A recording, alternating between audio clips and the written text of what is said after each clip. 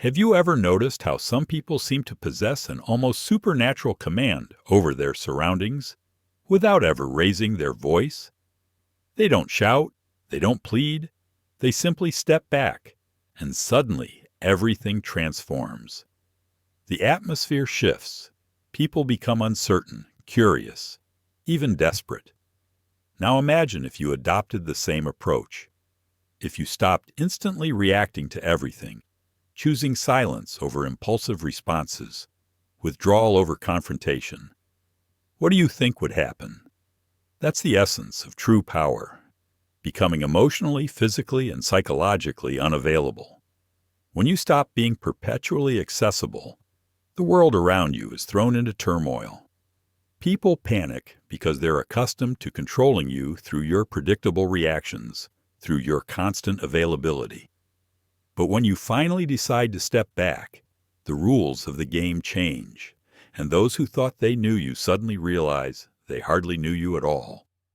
Carl Jung famously said, "Everything that irritates us about others can lead us to a better understanding of ourselves." Think carefully about who grows desperate when you become less available. Who gets frustrated? Who tries relentlessly to provoke a response from you? Their desperation reveals far more about them than about you. It shows how easily you've been manipulated without even realizing it. You may find yourself continuously giving, trying to please others, maintaining peace, or avoiding the loss of relationships that perhaps never truly served you. With each forced yes, each immediate reaction, you lose a piece of your energy. By the end of the day, what's left? Exhaustion, frustration, and a lingering emptiness that's difficult to pinpoint. But here's the truth. It comes from being overly available to those who never deserved even a moment of your silence. This message isn't about isolating yourself from the world. It's about choosing yourself first, about discovering what Jung described as individuation, the process of becoming whole, authentic, and complete. This process begins the moment you understand that silence can hold more power than 1,000 arguments ever could. Withdrawal, when driven by awareness rather than avoidance, is a profound act of strength. I want to ask you something directly. How long will you let yourself be controlled by the emotions and expectations of others? How much longer will you react, like a puppet, whenever someone presses upon your vulnerabilities? Perhaps it's time to cut those invisible strings. Perhaps it's time to step back, to become elusive, a mystery, because when you stop being endlessly available, everything shifts. From childhood, you've been trained to always be present, to respond instantly, to please others at all costs, even saying yes, when deep down you wanted desperately to say no. You've been taught your worth is measured by your availability. But here's a truth few people share clearly enough. This constant availability is not a virtue. It's a prison. As long as you believe you must always be accessible emotionally and psychologically, you'll be manipulated, exhausted, and ultimately forgotten as soon as your usefulness runs out. Do you know why? Because constant availability makes you predictable. And whatever is predictable eventually becomes just another tool, an emotional emergency button that others press when they need validation, comfort, or attention, only to place you back on the shelf afterward. You're caught in the illusion that being present for everyone else guarantees someone will be there for you. But life rarely works that way. Carl Jung spoke of the persona, the mask we wear to feel accepted, valued, and loved. It is precisely this mask that keeps you trapped in constant availability. You tell people it's fine while you're quietly suffocating inside. You reply immediately to messages even when you're drained. You justify yourself, explain yourself, and defend yourself as if you owe endless explanations to the world. But here's the deeper truth. The more you position yourself at the center of everyone else's stage, the more invisible you become to yourself. Constant availability is a subtle form of abandoning your true self, a disguised way of seeking approval, avoiding rejection, and controlling how others perceive you. Yet this illusion of control comes at a steep price: your inner peace. Your life force, your vital energy, is treated as if it's limitless, even though it is finite, very finite indeed. Those who demand your constant presence do not truly want you. They merely desire the validation and reassurance you provide. Maybe it's finally time to choose yourself. People often seek your company, your attention, your emotional comfort, not necessarily because they truly value you, but because you serve a function for them. You're a distraction, an emotional convenience. But the moment you change, the moment you draw a boundary and refuse to react predictably, those same people suddenly become irritated. They accuse you of being strange, difficult, or selfish. It's not because you've genuinely changed. It's because you've stopped being useful to them. And here lies the cruelest truth of all. The more accessible you are, the less others value you. What is abundantly available eventually becomes disposable, an emotional rag, tossed aside when convenient. Nobody respects what they don't have to earn. No one cherishes something that's always at hand. So pause for a moment and ask yourself honestly, who truly deserves your time, your presence, your energy and attention? And perhaps more importantly, who deserves your absence? But before you answer that, consider something deeper. Why do you respond so impulsively? Why do you feel compelled to justify yourself, to immediately react, to endlessly please? The answer is hidden in something Carl Jung described as psychic energy, the invisible force behind every thought, emotion, and action. This energy is finite, precious, and fragile, and if you don't protect it, others will exploit it. Carl Jung didn't view the psyche as a mechanical system that simply reacts to external stimuli without consequences. He saw it as an energetic ecosystem where every thought, feeling, and response consumes energy. Ask yourself clearly, are you consciously choosing where your energy flows, or are you letting others make that choice for you? Every impulsive reaction drains this psychic energy. When you rush to defend yourself against meaningless criticism, when you argue just to prove a point, when you try to please people who don't respect or value you. Jung warned us clearly, what you resist persists. The more you react, the more entangled and drained you become. People who are emotionally exhausted are not weak. They're simply misusing their psychic energy. And when you're exhausted, you're vulnerable. Manipulative, opportunistic, and emotionally dependent individuals sense this vulnerability. They notice your inability to protect your energy and exploit it. Jung taught that a healthy psyche knows how to preserve energy within itself. It means saying no without guilt, holding silence without shame, observing quietly before acting. True power isn't found in reaction. It's found in consciously deciding when and how to act. And this requires deep self-awareness to recognize your own impulses. Consider this carefully. How often have you lost sleep replaying conversations, wishing you'd said something different, or obsessing over someone else's behavior toward you? This endless rumination is your psychic energy draining away, wasted without return. Protect your energy wisely. You're keeping alive ghosts that should have vanished long ago. You're feeding dynamics that only persist because you insist on reacting to them. Think of psychic energy as an invisible force field around you. When it's well maintained, it creates presence. You enter a room and command respect without uttering a single word. But when it's poorly managed, your presence diminishes, leaving you fragile, reactive, and easily manipulated. The world shows no mercy to those who yield too quickly. Start observing your triggers carefully.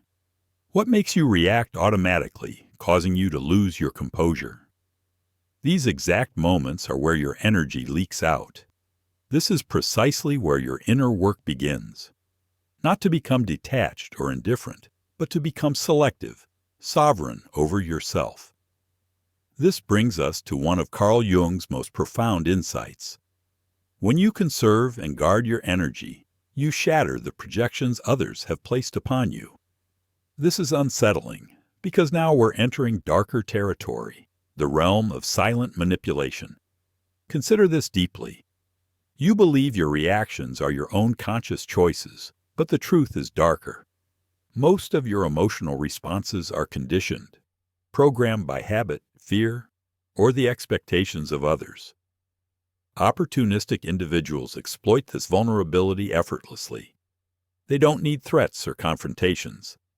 All they have to do is gently press your emotional buttons, the ones you've left exposed, and watch as you react, predictably. Carl Jung described this as projection. People unconsciously project onto others the very parts of themselves they cannot or will not face. But there's another layer, often overlooked. While others project onto you, you unknowingly accept these projections, becoming the canvas on which their fantasies, needs, and insecurities are painted. Think about that friend who only contacts you during emotional crises, the partner who expects you always to fix their problems, or the person who praises you only when you're convenient. None of these relationships are accidental. They're relating not to you, but to an idea of you, a role you have unconsciously agreed to play. And why do you accept this role? Because deep down, you're afraid of disappointing others, afraid of rejection, terrified of abandonment. The most powerful form of manipulation doesn't involve shouting or threats.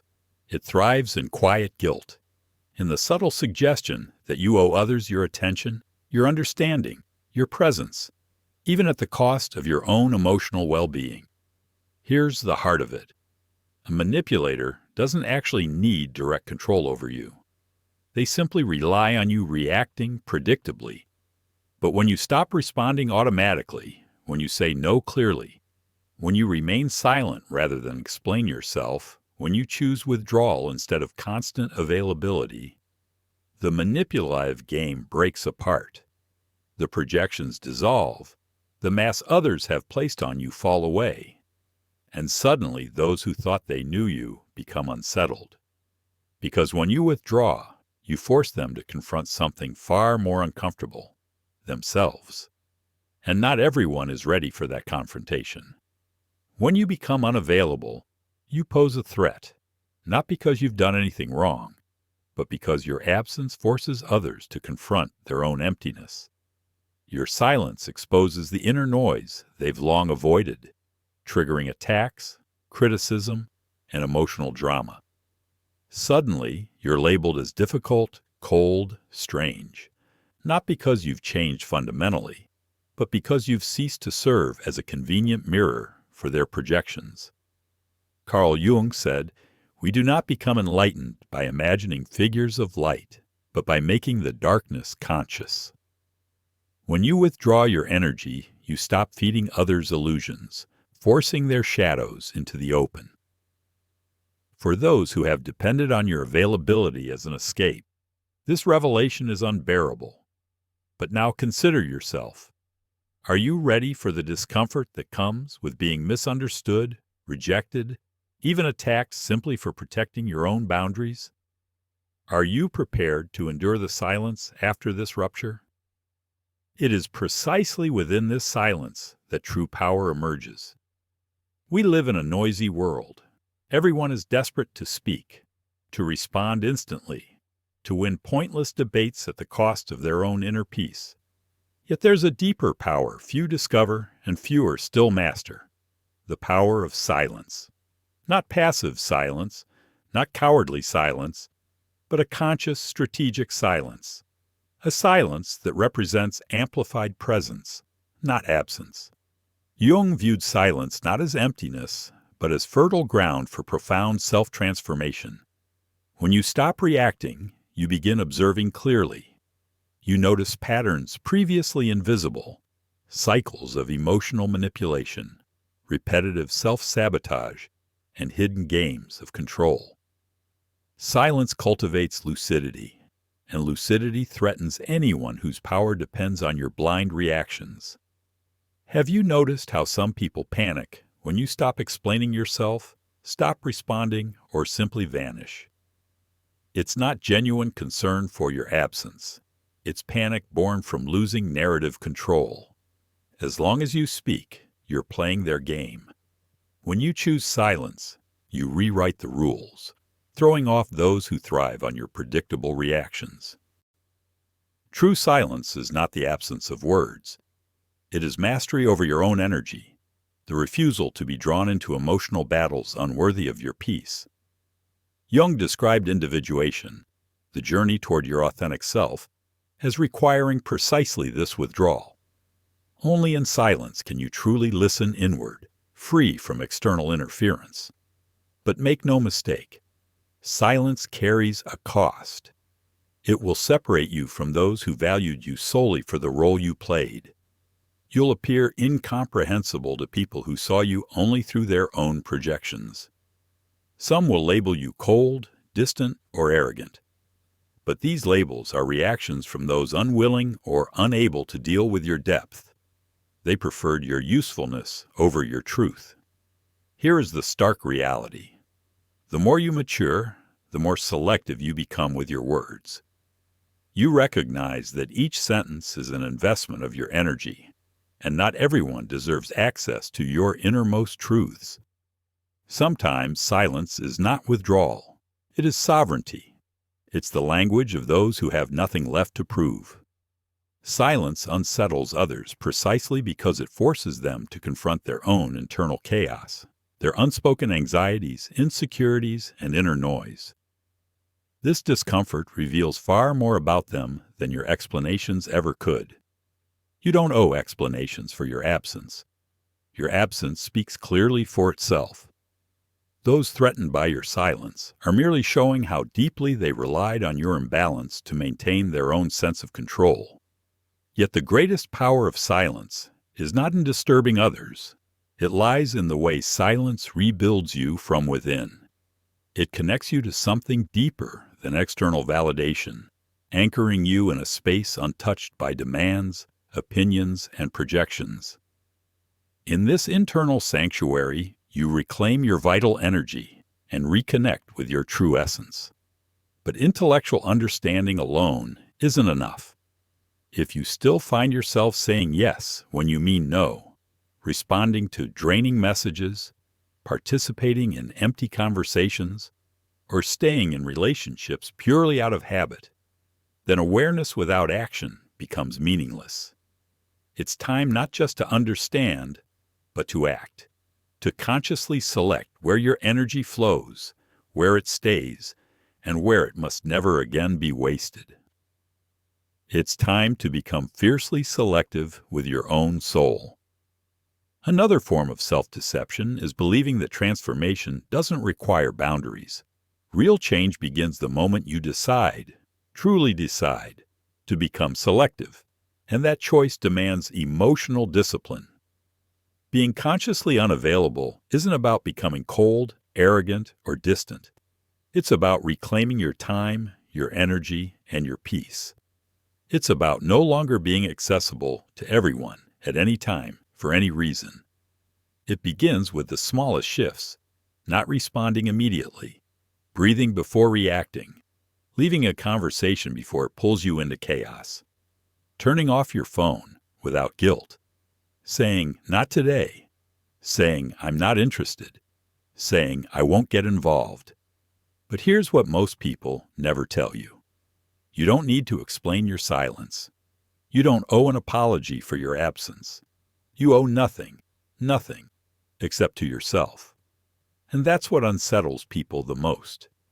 Because when you stop explaining yourself, you take away their power to frame you in a role that served them, where you were always available, always understanding, always the good one. Carl Jung understood this well. Every true journey of individuation passes through a season of isolation, not the kind that breaks you, but the kind that remakes you, a sacred withdrawal. a retreat into yourself, a space where you relearn the sound of your own voice, away from the noise of the world. You stop building your identity through the eyes of others and start anchoring it in your own truth. Want to know how much you've really grown? Watch who distances themselves when you become more reserved. Watch who tries to provoke you when you stop reacting. Watch who accuses you of changing when you finally start protecting your peace. These aren't signs that you're doing something wrong. They're signs that you're waking up. Yes, at first, being unavailable feels wrong. You'll feel guilty. You'll wonder if you're being selfish. You'll hear that you're being too cold, too harsh. But that discomfort, it's the price of evolution. You've spent a lifetime being trained to put yourself second. Of course, it feels foreign to put yourself first. But conscious unavailability, that quiet, grounded refusal to pour your energy where it's not respected, is the beginning of self-determination. Every no to the world is a yes to yourself. Every step away from a toxic space is a declaration. My peace is worth more than this. And the more you stop justifying yourself, the more you start being respected. Even if it's only by a few, even if it means being alone,